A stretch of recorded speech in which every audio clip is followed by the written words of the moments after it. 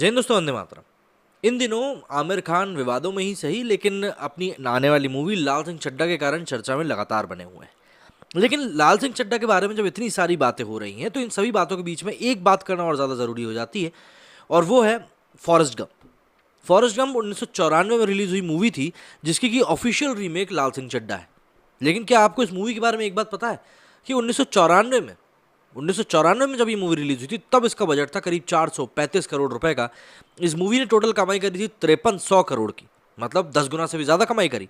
लेकिन उसके बाद भी आप यकीन नहीं मानेंगे, ये मूवी उस टाइम की बड़ी फ्लॉप रही थी। इसने करीब 6 ऑस्कर जीते थे, लेकिन उसके बाद भी ये मूवी फ्लॉप रही थी।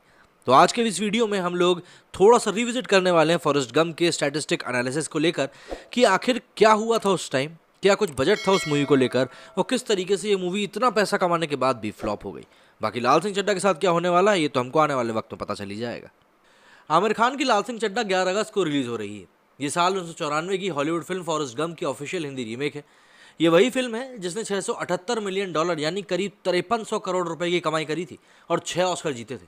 हालांकि इन सब उपलब्धियों के बावजूद ये एक फ्लॉप फिल्म रही।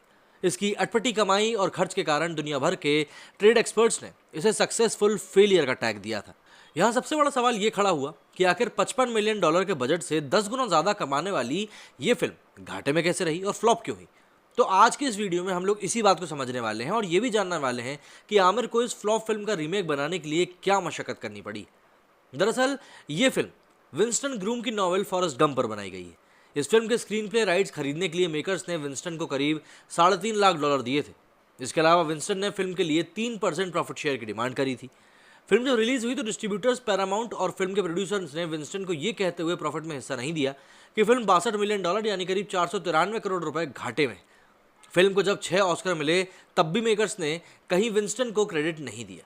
इस बात से नाराज होकर विंस्टन ने मेकर्स के खिलाफ लीगल लड़ाई लड़ी, जिससे मेकर्स को उन्हें 1.97 करोड़ रुपीस का मुआवजा देना पड़ा था। विवाद बढ़े तो विंस्टन ने फॉरेस्ट गंप की सीक्वल बनाने के नाम पर समझौता कर लिया, लेकिन ये फिल्म कभी बनी ही नहीं।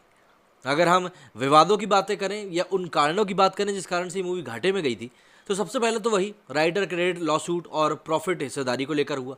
दूसरा, फिल्म की टीम का फीस लेने की बजाय प्रॉफिट शेयर करना।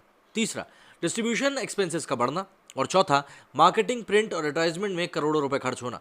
देखिए, आज की डेट में बॉलीवुड में प्रॉफिट शेयरिंग कोई नई बात नहीं है। जितने ही बड़े एक्टर्स अपनी मूवी में प्रॉफिट शेयरिंग करते हैं, लेकिन ये बात जो है ये हॉलीवुड में कितने पहले शुरू हो गई थी, हमें ये समझना चाहिए। इसके साथ ही हॉलीवुड एक्टर टॉम हैंक्स जो कि इस मूवी में मतलब एक्टर भी हैं, इन्होंने भी फिल्म के लिए फीस में इस शर्त पर कटौती करी थी कि उन्हें फिल्म में प्रॉफिट शेयर मिलेंगे। पहले टॉम को नेट से प्रॉफिट मिलने वाला था, लेकिन बाद में उन्होंने ग्रॉस कलेक्शन से प्रॉफिट शेयर की डिमांड करी। इस तरह उन्हें इस फिल्म के लिए करीब $62 मिलियन मतलब करीब 493 करोड़ रुपए मिले। वहीं फिल्म के डायरेक्टर जेमिकिस ने भी $40 मिलियन यानी करीब 317 करोड़ रुपए लिए थे।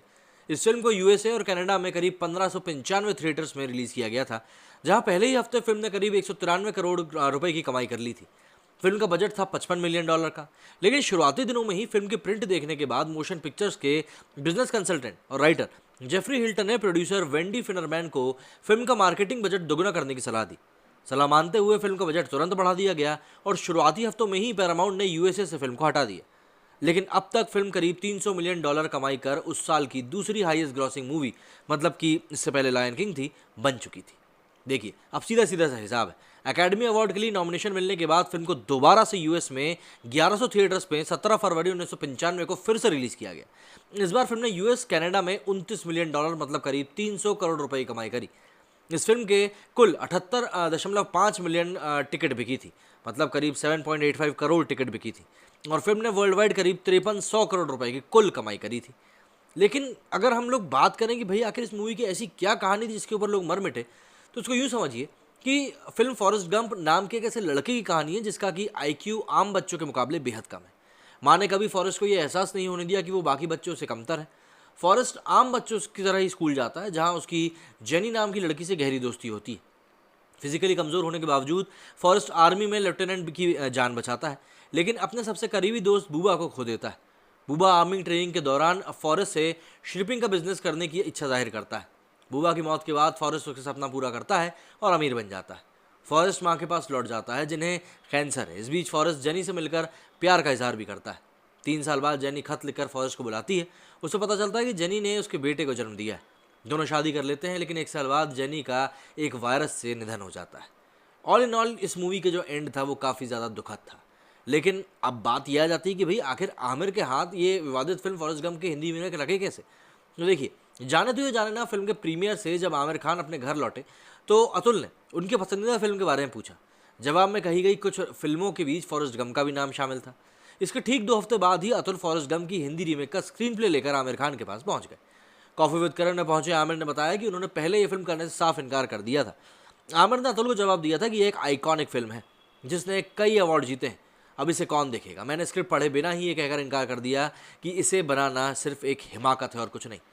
लेकिन आमिर ने बताया कि उन्होंने 2 साल तक फिल्म की कहानी नहीं पढ़ी, लेकिन जब पढ़ी तो उन्हें काफ़ी पसंद आई। इस फिल्म के राइट्स खरीदने में मेकर्स को 8 साल लगे, क्योंकि मेकर्स इस आइकॉनिक फिल्म के रीमेक के खिलाफ थे।